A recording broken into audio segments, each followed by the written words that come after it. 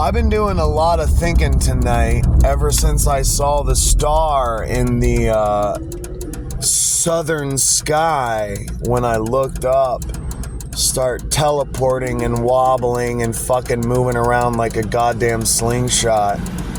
And I started talking with the aliens and showed them, oh, well, not only am I the guy that opened up portals to gods from a different sun, I also basically tried to save humanity multiple times by being a benevolent angel.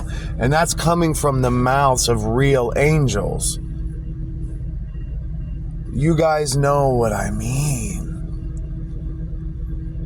You can have divine wisdom and it doesn't mean a goddamn thing, but you can also have it completely backwards. No, death is not a way out, death is a way in. Yes, hallucinations are sacred.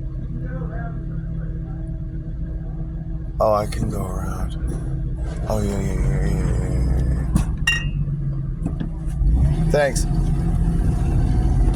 Other people are the meaning of life. Honestly, love is the bridge.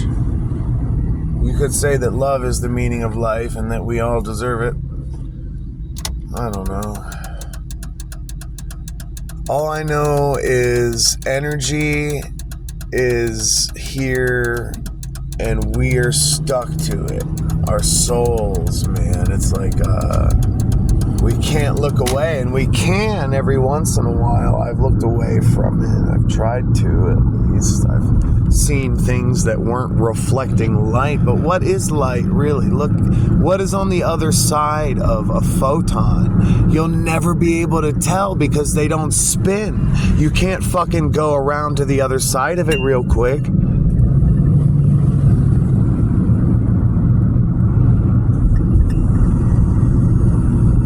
Hallucinations are very, very sacred.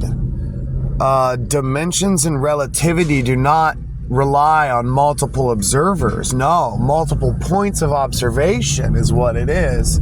Einstein almost had the picture, but he was too spiritual. He couldn't wrap his head around it. He just left and right, not from the center of the universe. I mean, that's not going to get you, that's going to get you one segment, yes. But then you'll need a 90-degree segment and then an adjacent up and down segment. And then that still won't get you what you need. What you need is 2 points on a graph. A to B is one dimension. And then when you rotate that 90 degrees, okay, now you see what I'm saying.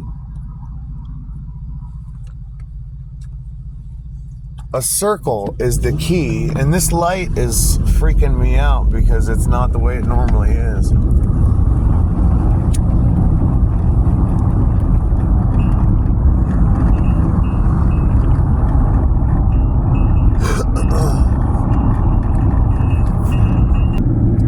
We're not stuck to this energy.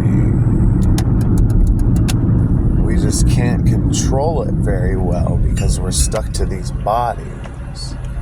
When we shed these bodies, we become free of gravity, you know what I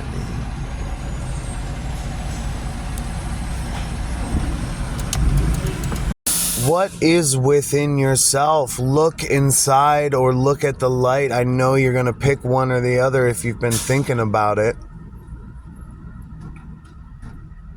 Energize your brain. It's like a remote control. It'll help you see anything you need to know.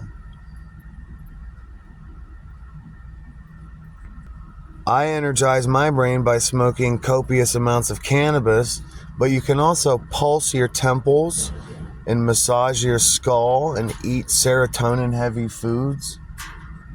When I go into these soliloquies, I can only take back about 80% of the information that I gain, at least at a time. That stuff might end up coming back around, but that's the thing. That's how life works. It's a self-transforming phenomenon. It has to have space in front of it in order for it to continue.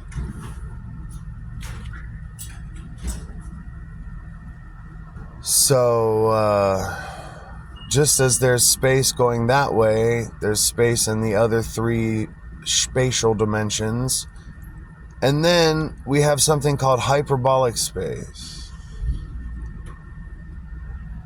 So if you massage your brain enough, you eventually start hallucinating, and then you have a spiritual experience that leads you to some kind of door, or to this moment.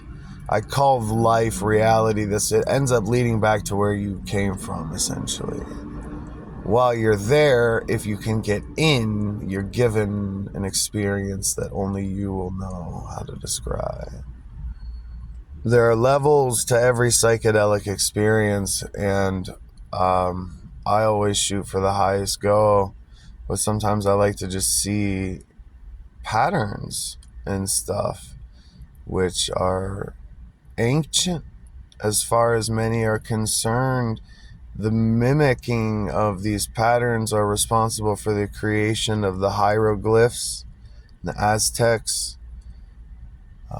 People speculate that the technology that they used to build the pyramids came from psychedelics.